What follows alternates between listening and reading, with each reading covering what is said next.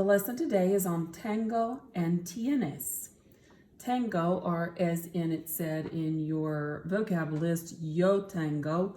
We said in class that yo can be left off. We don't need to use the pronoun, which means I, because the verb, when it ends in O, tells us that we're talking about I or yo. Yo tengo, or just tengo by itself, means I have.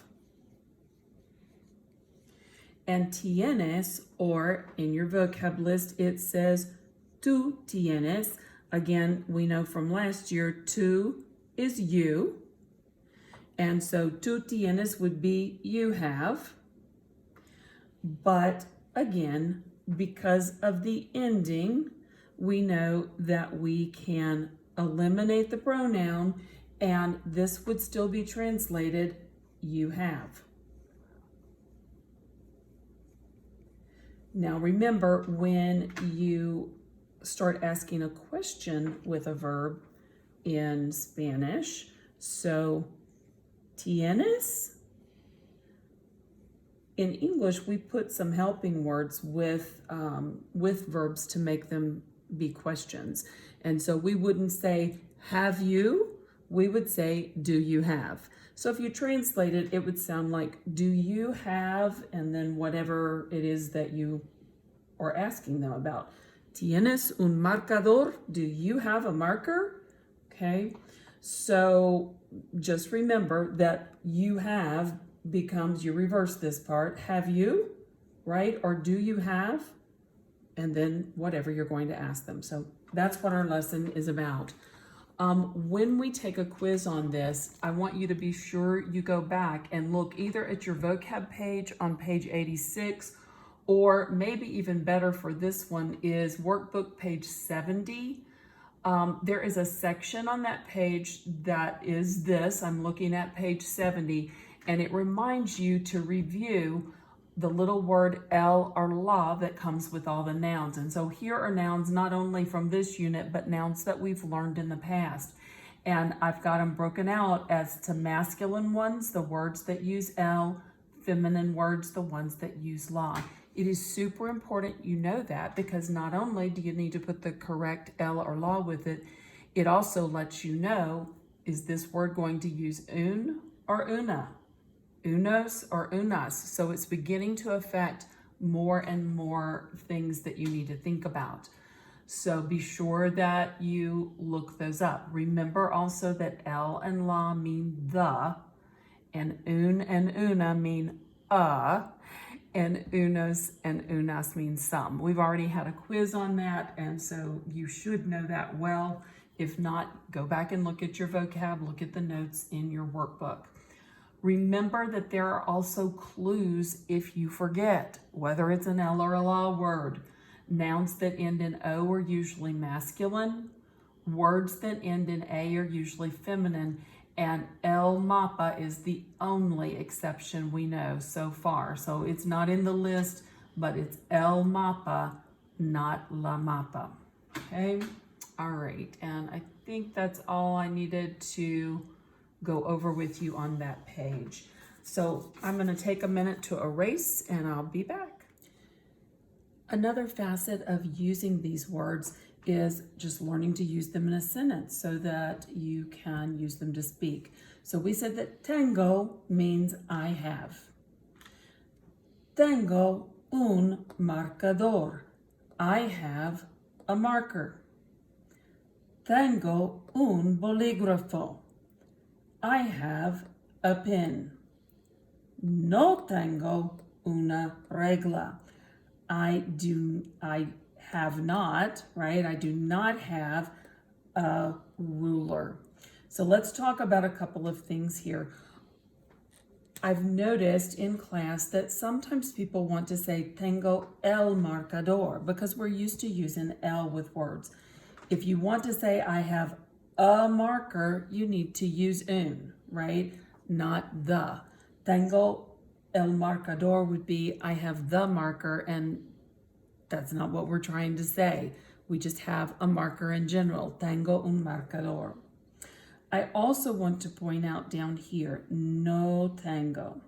we said that if there's no comma and no comes immediately before the verb, then it makes the verb negative. If the verb means I have, it means I have not, or I do not have is what we would say in English.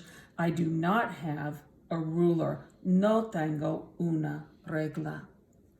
One more point to make is notice that regla is feminine. We know it's la regla, and so una is the word that we would use, not un. And there's the little clue. Always on a quiz or something like that, you want to look for that little clue to tell you that you need to use una.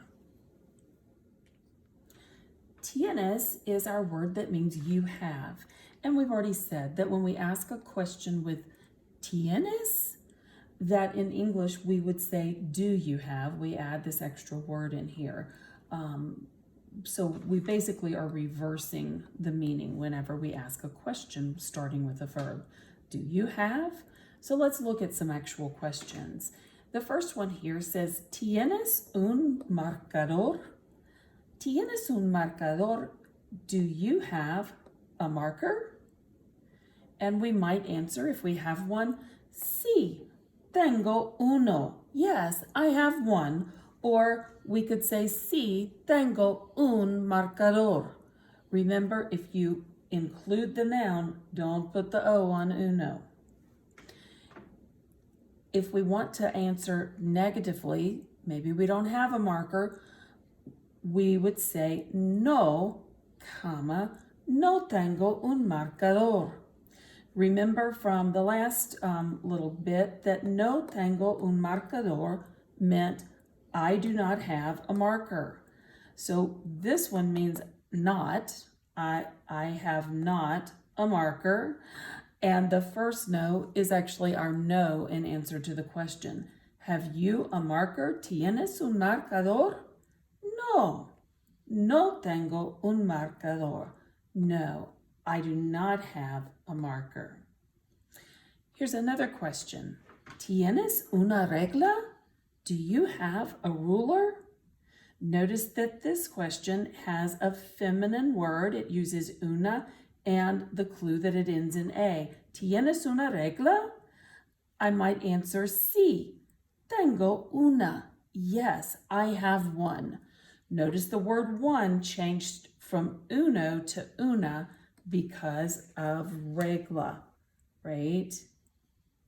And because it is a feminine word with that a at the end. Okay, the una moves down here. ¿Tienes una regla?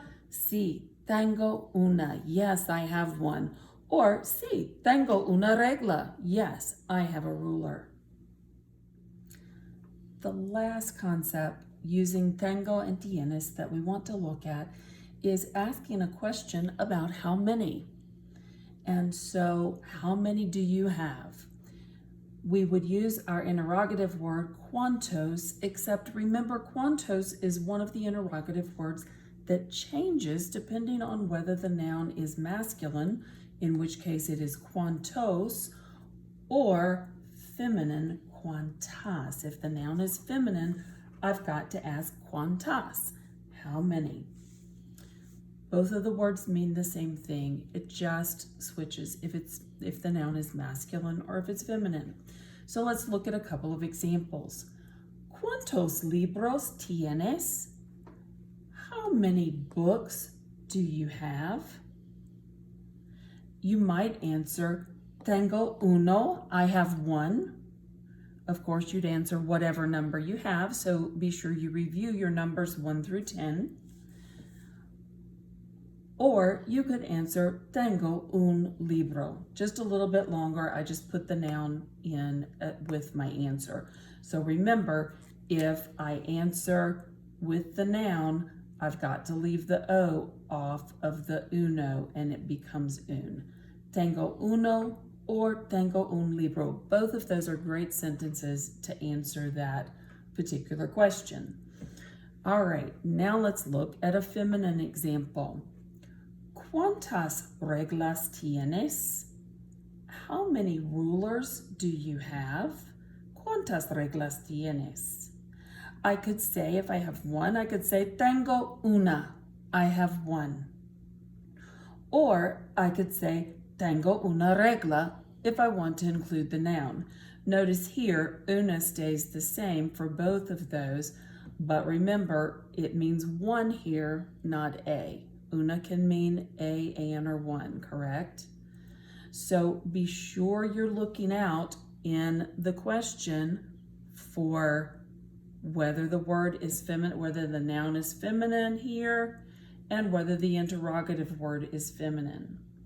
You really want to be able to look at a question. For example, if my question looked like this with a blank here, and like this with a blank, I should be able to look at my noun and say, libros tienes.